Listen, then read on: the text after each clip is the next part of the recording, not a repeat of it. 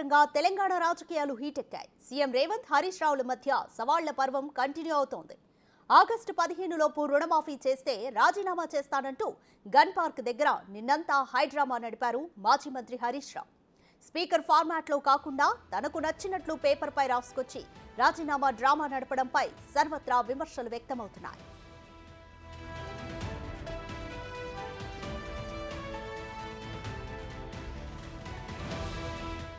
అటు సీఎం రేవంత్ కూడా ఘాటుగానే రియాక్ట్ అయ్యారు. ఆగస్టు 15లోగా రుణమాఫీ చేస్తామని మరోసారి తేల్చి చెప్పారు. హరీష్ రావు రాజీనామాను రెడీ చేసుకోవాలని కౌంటర్ ఇచ్చారు. మోసం చేయాలనుకునే ప్రతిసారి హరీష్ రావుకు అమరవీరుల స్తూపం గుర్తుకొస్తుందని ఎద్దేవా చేశారు సీఎం రేవంత్. చాంతాడంత లేఖ రాసుకొచ్చి రాజీనామా అంటూ డ్రామాలాడుతున్నారని మండిపడ్డారు.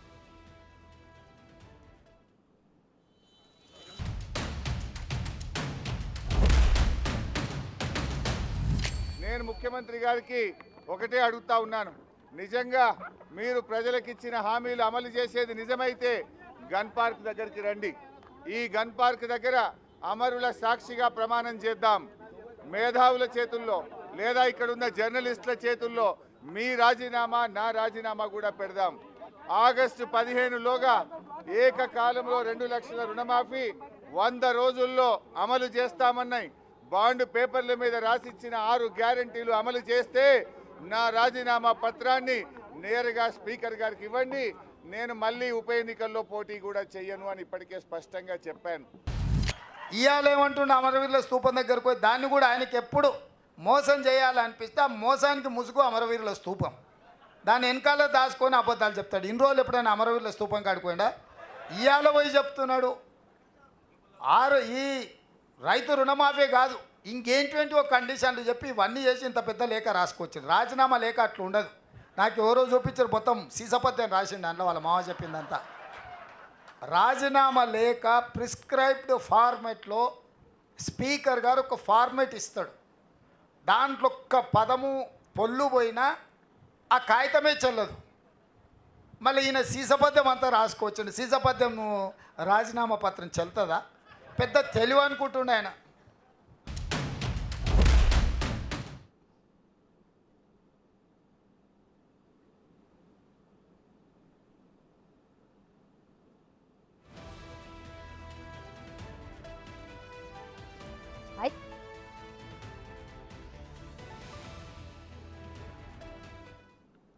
అయితే నిన్నంతా హైడ్రామా నడిపిన మాజీ మంత్రి హరీష్ రావు ఆ తర్వాత సైలెంట్ అయ్యారు.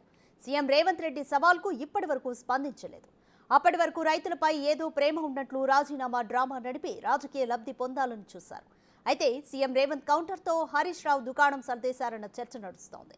రాజీనామా ఎపిసోడ్ బూమ్రాంగ్ అయిందని ప్రజల్లోనే కాదు బీఆర్ఎస్ వర్గాల నుంచి కూడా టాక్ వినిపిస్తోంది. దీంతో గులాబీ నేతలు తలలు పట్టుకుంటున్నారు.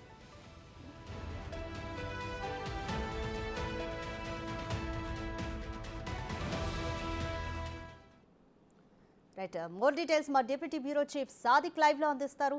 సాదిక్, హరీష్ రావు అలాగే సీఎం రేవంత్ రెడ్డిల మధ్య సవాళ్ల పర్వం నడుస్తోంది. నిన్న మీరు ఆగస్టు 15 లోపు రుణమాఫీని అమలు చేస్తే పార్టీనే రద్దు చేసుకుంటారా అంటూ కూడా సీఎం రేవంత్ రెడ్డి సవాల్ విసిరారు. దీనికి సంబంధించి హరీష్ రావు నుంచి ఇప్పటి వరకు ఎటువంటి స్పందన లేదు. దీనిపై పొలిటికల్ సర్కిల్స్ లో ఎలాంటి చర్చ నడుస్తోంది?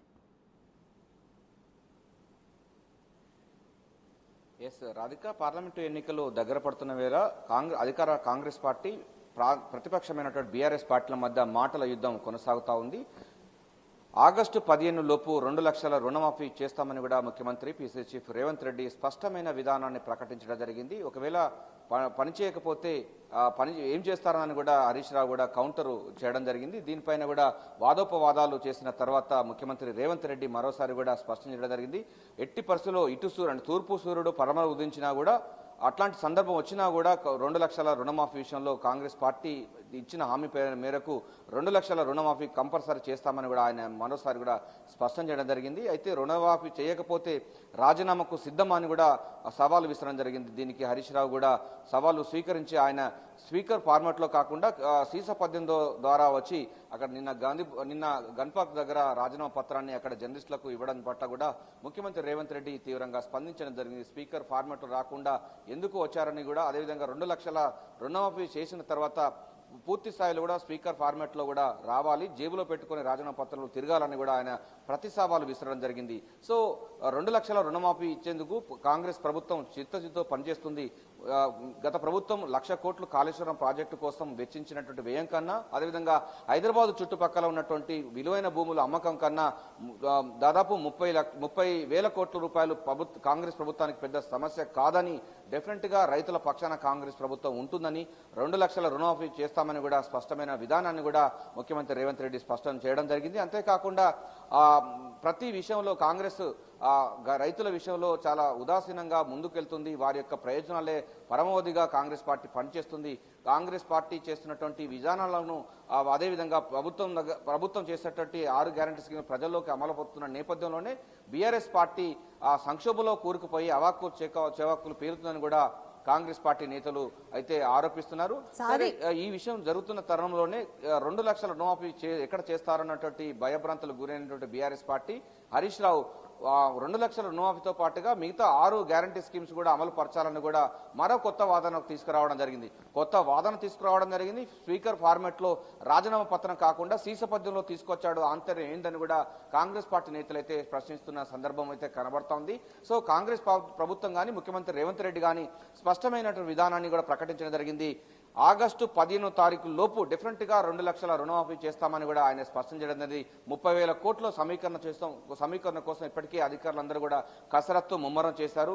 అదేవిధంగా రైతులకు కావాల్సినటువంటి రుణమాఫీ సంబంధించిన విషయంలో ఇప్పటికే ఆదాయ మార్గాలు కూడా అన్వేషిస్తున్నారు. ప్రజలపైన ఎక్కడ కూడా భారం పడకుండా 30,000 కోట్ల రూపాయలను పనిచేసే అంటే సేకరించే పనిలో కూడా ప్రభుత్వం అయితే చూస్తా ఉంది, అధికారులు అయితే అదే పనిలో ఉన్నారు. ఆ యొక్క దాంతోనే ముఖ్యమంత్రి రేవంత్ రెడ్డి సవాల్ను స్వీకరించి దీన్ని ఇంప్లిమెంట్ చేస్తామని కూడా స్పష్టం చేయడంతో హరీష్ రావు వెనక్కి తగ్గి 2 లక్షల రుణమాఫీతో సహా వాటితో పాటుగా అదనంగా 6 గ్యారంటీ స్కీమ్స్ కూడా అమలు చేయాలని కూడా కొత్త వాదన తీసుకురావడం, అదేవిధంగా స్పీకర్ ఫార్మాట్ లో కాకుండా సీసపద్యం దాకా తీసుకురావడం పట్ల కూడా కాంగ్రెస్ పార్టీ తీవ్రంగా ఆక్షేపిస్తుంది.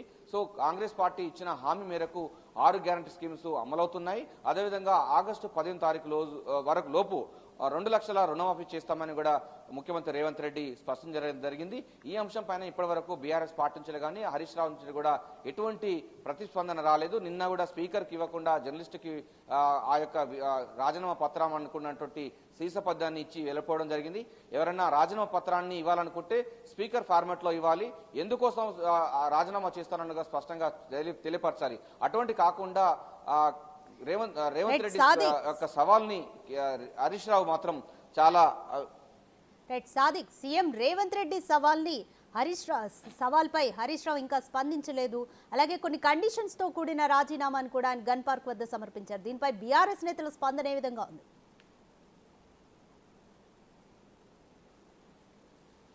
దీనిలో ప్రధానంగా రాధిక, దీంట్లో 2 లక్షల రుణమాఫీ చేస్తామని కూడా కాంగ్రెస్ ప్రభుత్వం మొదటి నుంచి చెప్తుంది, మేనిఫెస్టోలో కూడా పెట్టడం జరిగింది. దీని సమీకరణ కోసం ఇప్పటికే ఆదాయ మార్గాలు కూడా చేస్తున్న పరిస్థితి ఉంది. 6 గ్యారంటీ స్కీమ్స్, అదేవిధంగా రైతాంగాన్ని ఆదుకునే విధంగా 2 లక్షల రుణమాఫీ చేస్తామని కూడా ముఖ్యమంత్రి రేవంత్ రెడ్డి స్పష్టం చేయడం జరిగింది. ఆయన ఒక మాట ఇచ్చినట్టు డెఫినెట్ గా అమలు చేసేందుకు ముందుకెళ్తున్నటువంటి పరిస్థితులు మనం గతంలో చూసాం. సో దీన్ని ఎక్కడ 2 లక్షల రుణమాఫీ చేస్తారన్నటువంటి భయభ్రాంతులకు గురైనటువంటి బీఆర్ఎస్ పార్టీ నేతలు 6 గ్యారంటీ స్కీమ్స్ కూడా అమలు పరచాలన్నటువంటి కొత్త వాదన తీసుకురావడం. అందులో మహాలక్ష్మి స్కీమ్లో ప్రతి మహిళకు 2,500 రూపాయలు కానీ, లేకపోతే యువ వికాసంతో 5 లక్షలకు సంబంధించిన గ్యారంటీ కార్డులు కానీ, ఇలా ఇతర సంబంధించిన అంశాలు కూడా క్రోడీకరిస్తూ కొత్త వాదనకు తీసుకురావడం కూడా జరిగింది. సో ఈ అంశం పైన కాంగ్రెస్ పార్టీ నేతలు అయితే చాలా సవాలును స్వీకరించడం జరిగింది. మేము ఆగస్టు 15వ తారీఖు వరకు డెఫినెట్ గా మేము ఈ 2 లక్షల రుణమాఫీ చేస్తామని స్పష్టం చేస్తూనే 6 గ్యారంటీ స్కీమ్స్ అమలవుతున్నాయి. అదేవిధంగా మిగతా సంబంధించిన వాటిని కూడా ఇంకా ఆ ప్రాసెస్ కొనసాగుతుంది, ఎన్నికల కోడ్ ఉన్న నేపథ్యంలో జరుగుతూ ఉందని కూడా వాళ్ళు స్పష్టం చేస్తున్నారు. సో ఇప్పుడు ప్రస్తుతం అయితే బీఆర్ఎస్ పార్టీ నుంచి కూడా ఎటువంటి స్పందన రాలేదు. నిన్న మొక్కుబడిగా మాత్రమే గన్ పార్క్ దగ్గర ఎప్పుడు కూడా ఆయన కష్టం వచ్చినా కానీ, లేకపోతే భావోద్వేగాలు రెచ్చగొట్టేందుకు గాను గన్ పార్క్ దగ్గరకు రావడం, అదేవిధంగా తెలంగాణ సెంటిమెంట్ రగిల్చుకోవడం కోసంలో దిట్టైనటువంటి హరీష్ రావు మరోమారు నిన్న కూడా గన్ పార్క్ రావడం జరిగింది. అది కూడా స్పీకర్ ఫార్మాట్ లో కాకుండా సీసపద్యం లాగా తీసుకువచ్చి ప్రజలను భావోద్వేగానికి గురి చేసి అక్కడి నుండి వెళ్లిపోయిన సందర్భం అయితే కనబడుతుంది. సో 2 లక్షల రుణమాఫీ రుణమాఫీ పైన కూడా కాంగ్రెస్ ప్రభుత్వం అయితే చాలా సీరియస్గా అయితే దృష్టి సారించింది. ఇది ఎక్కడ అమలు పడుతుందో అనేటువంటి భయభ్రాంతలకు గురైనటువంటి బీఆర్ఎస్ నేతలు, బీఆర్ఎస్ సంబంధించినటువంటి ఎమ్మెల్యే హరీష్ రావు మాత్రం కొత్త వాదనకు దిగడం జరిగింది. సో దానిపైన ఇంకా వాళ్ళు ఎటువంటి విధానంలో ముందుకు పోతున్న పైన కూడా అదేవిధంగా ముఖ్యమంత్రి రేవంత్ రెడ్డి స్పష్టం చేయడం జరిగింది 2 లక్షల రుణమాఫీ చేస్తామని. సో ఈ ఆసక్తికరమైనటువంటి చర్చ కొనసాగుతున్న నేపథ్యంలో ఎన్నికల వేళ ప్రతివాదాలు అదేవిధంగా సవాళ్లు ప్రతి సవాళ్ళ మధ్య అటు బీఆర్ఎస్ పార్టీ ఇటు కాంగ్రెస్ పార్టీల మధ్య వారు అయితే కొనసాగుతుంది. Radhika. Right, thank you Sadiq.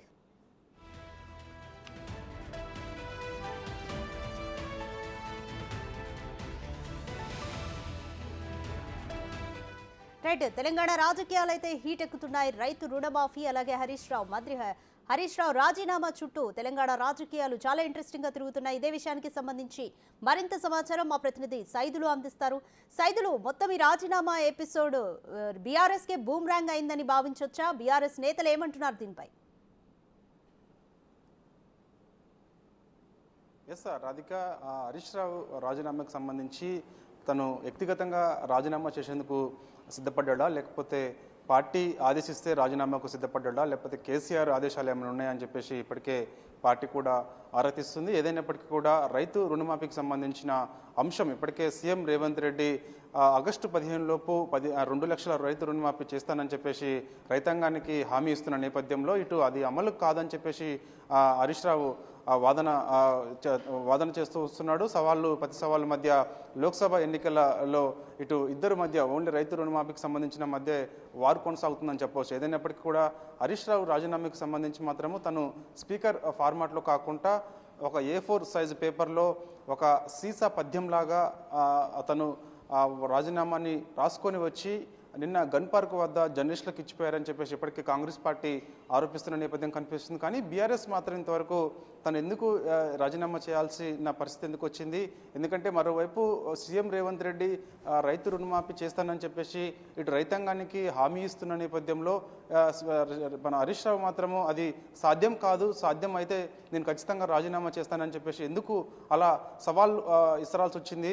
అందుకు తను కూడా రాజీనామాకు ఎందుకు సిద్ధపడ్డాడని చెప్పేసి కూడా ఇప్పటికే పార్టీ కూడా ఆరా తీస్తుంది. దీనిపై కేసీఆర్ కూడా ఆరా తీసినట్టుగా కూడా మనకి పార్టీ వర్గాల ద్వారా విశ్వసనీయ సమాచారం. అంతేగాని ఇంకా మరోవైపు తను రాజీనామా చేసిన తర్వాత ఇక ఉప ఎన్నికకు కూడా నేను పోటీ చేయనని చెప్పేసి కూడా పునరుద్ఘాటించారు హరీష్ రావు. మరి ఎందుకు ఒకవేళ రేపు ఆగస్టు 15 లోపు సీఎం రేవంత్ రెడ్డి రైతు రుణమాఫీ చేస్తే మరి ఒకవేళ అక్కడ రాజీనామా చేయాల్సి వస్తుంది. రాజీనామా చేస్తే నేను ఉప ఎన్నికకు కూడా నేను పోటీ చేయనని చెప్తున్నారు. మరి ఎందుకు తను రాజీనామా చేయాల్సి వస్తుంది? మరోవైపు ఎందుకు ఉప ఎన్నికల్లో కూడా పోటీ చేయనని ఎందుకు చెప్తున్నారు? ఏదైనప్పటికీ కూడా హరీష్ రావుకు సంబంధించిన వాదన మాత్రం ఇటు పార్టీ వర్గాలు కూడా కొంత ఆరా తీస్తున్నాయి.